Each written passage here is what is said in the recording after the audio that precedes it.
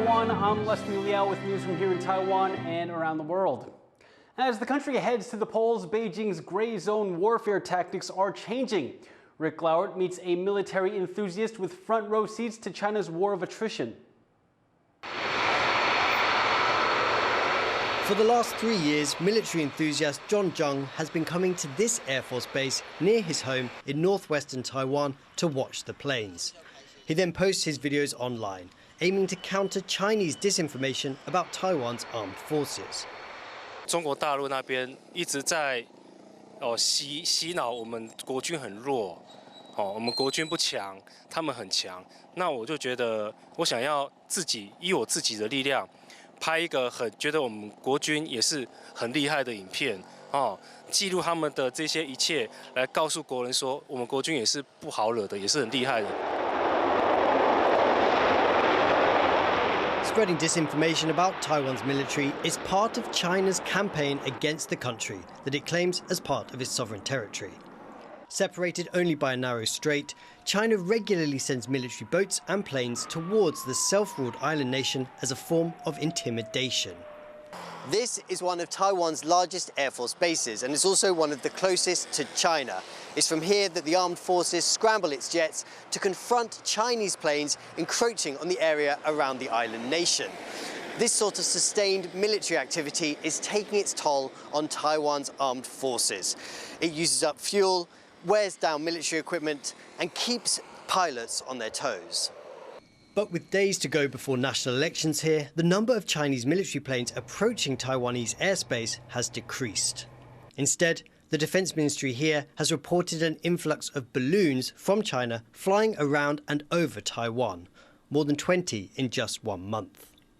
Historically, when China has attempted to do voter intimidation outright using military forces, Taiwanese voters have tended to go the opposite way that China wanted them to.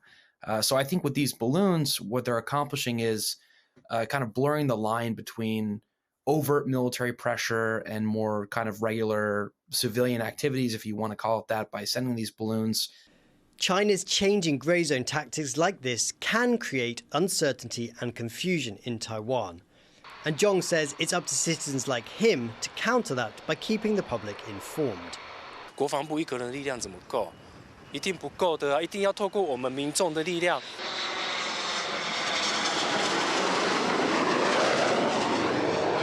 Taiwan's government has warned its people to be extra vigilant in the run-up to the vote as China looks to interfere with the elections. For plane watcher Zhang, keeping a keen eye on the country's military is not merely a hobby, but part of his civic and democratic duty. Sam Hui, John Su and Rick Liao for TaiwanPlus. A group of drag queens has put on an election-themed performance in Taipei. The show is designed to make light of the politicians and their campaigns, but there's a serious message underlying it all, as Recent Airs now reports.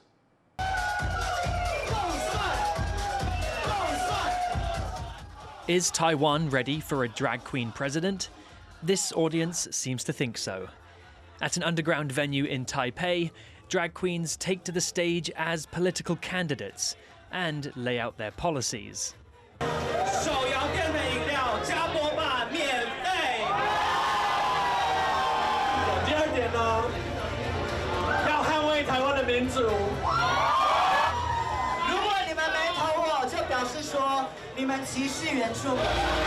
No, these queens aren't really running for office. They're parodying what they see as the farcical nature of election campaigning in Taiwan. Election culture in Taiwan is basically a huge drag show. There's so many different aspects. First of all, there's always big trucks blasting out music, telling you that you should vote for them. Everything is so extra. So I wanted to play with it because drag queens are just absurd, and then politics are also absurd. But behind the wigs and makeup is a serious message for voters. It's so important, actually, not just this election, any chance you have to vote, you go out and use your vote. Drag has long been an art form of protest and parody, and drag performers often find themselves at the forefront of rights movements. Originally from the US, Elia Heights, known out of drag as Ellery, has been living in Taiwan for over a decade. Elia has seen several elections and referendums come and go, and has seen firsthand how democratic participation from the LGBTQ+ community can have real effects on policy. I've been in Taiwan for 11 years, so a few elections, local ones, and the presidential elections. I've been to a few rallies, been to a few protests, and seen a lot. And was here for same-sex marriage being passed, which was a really, really exciting time. A lot of people in the gay community were super involved in helping make that happen. Voter turnout in Taiwan is usually high, with some presidential elections pulling in more than 80%. And as one of Taiwan's most divisive elections draws nearer, these drag performers want to make sure their community continues to make a difference and heads to the polls. We want it. If you can vote, all of you, go vote. Leon Lien and Rees for TaiwanPlus. With just a few days until Taiwan's presidential election, candidates are rushing to make their final pitches to voters. It's a stressful time for everyone. Sandy Chi has more. Supporting their presidential pick at campaign stop after campaign stop, people in Taiwan are getting ready to cast their ballots to choose the next leader of the country. With so much at stake, voters are a little on edge. 小紧张啦，对啊，毕竟是大事啊，大家都要去投票一下。为什么要去投票？主要还是因为各个候选人的就是我支持的政党的政策比较让我觉得符合我。However, amid all the energy, high hopes, and a chance to make their voices heard, voters are also facing a different emotion: anxiety. In recent weeks, psychiatrists in the country have seen a growing number of patients, especially young ones. 2024年，我们看到这总统跟立委选举，年轻世代的焦虑比较高，他们碰到很多他们眼前的困扰，那会有压力。比如说男生来讲，要不要当兵，就职很困扰，物价上涨，然后呢，兵凶战危，那要不要结婚，要不要生小孩？那这焦虑呢，在希望找出适当的候选人的时候，他就会产生一些压力。Doctors say, in the past, the majority of those with election anxiety were older folks. But now, because of technology, younger people are feeling it too.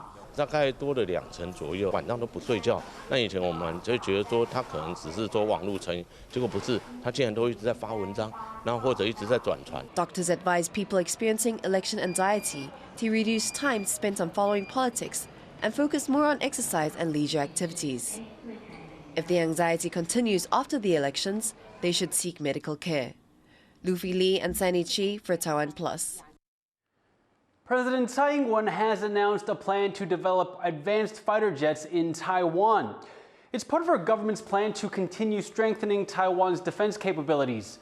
Tsai also says the country's production of Brave Eagle trainer jets will be complete by 2026.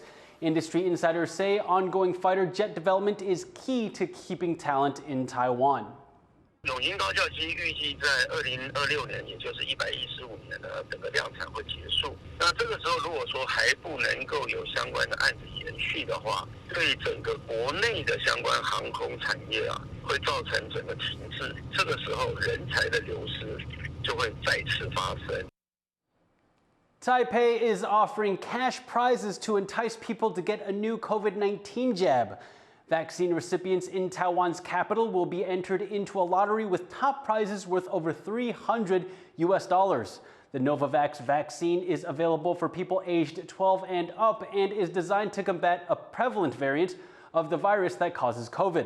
Its release comes as Taiwan's health authorities warn of an uptick in infections expected to peak at 20,000 a day in mid-January. Thank you for watching What's Up Taiwan. Finally today, check out these twin panda cubs in South Korea. I'm Liao. Take care, and I'll see you next time.